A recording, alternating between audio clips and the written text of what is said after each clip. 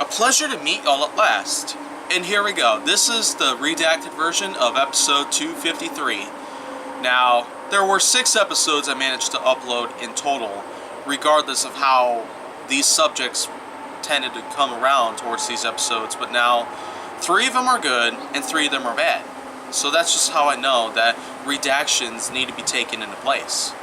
So, again, that's probably just another thing that I'm going to have to talk about at this point, but besides all of that, I've still got some things to talk about on the N.S.R community itself. So, of course, you can probably just stick around if you feel like. Or if you just want to head back to the original versions of the episodes where there's probably not going to be music involved, so here in these redacted versions, you'll most likely just hear whatever's in the video itself. Probably not music, probably not sound effects of any sorts, just me out here talking about whatever's on my mind in the N.S.R-based community that we've had for a long time now. So now what I'm just going to go into right now is that reviews of vintage blasters. We've known about vintage blasters for a really long time now, and I would just like to say real quick, they are pretty astonishing. Their performances can seem rather decent, but that's mainly because of how they used to work. When you compare it to an N.S.R blaster, some vintage blaster out there, like a fan favorite known as the Tech Target shooter, that happened to be a really good blaster out there. There were multiple types of the Tech Target shooter. There was the one that fired mega darts, and yes, mega darts were a thing back then during the early 2000s. Mega darts used to come in color schemes of bright yellow and dark purple, but nowadays we get mega darts with red and orange, and occasionally red and gray, to be a part of the AccuStrike series at least. And so, vintage blasters out there, it's a pretty uncanny way to be able to bring back the mega darts, just simply because the darts were much larger than a regular elite dart, or back then, a Whistler dart or Sonic dart. And of course there are many other vintage blasters I could talk about, but there's not too much in mind.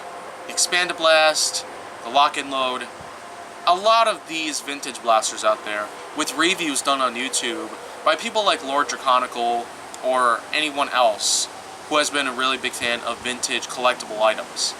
And now, I happen to collect some vintage items myself. So it just might be a little while before I might be able to do something like this, but I feel like in any case, I would be able to pull something like that off. And now, this is probably where it just jumped to conclusion, because vintage blasters out there, they're pretty rare, yet they are pretty awesome. Not just because of the characteristics that they have, nor the kind of color schemes that they have, which would make them stand out from some other blaster types. Even though we have multiple lineups in today's time, it's still a no-brainer out there that color schemes like that of dark teal, light blue, light gray, black, white, some yellow and red, pink, and other colors like those, they tend to be put on almost every vintage blaster that we know about.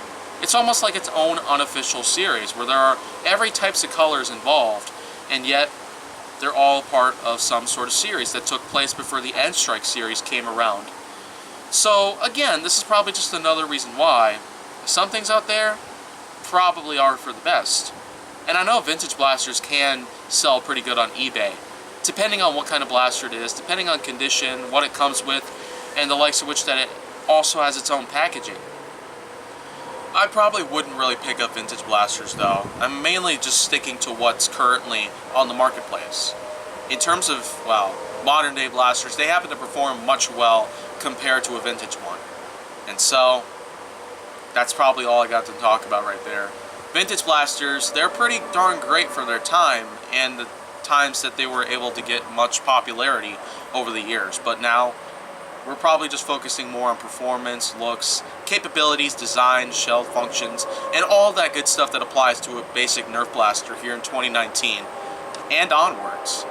And so, that's probably all I want to talk about for right now, but let's just remember though, a redacted version of 254 will also come along sometime today as well. And if you want to see more, go down to my channel, make sure that you like, subscribe, comment, follow me on social media, and stay on the Hollywood side.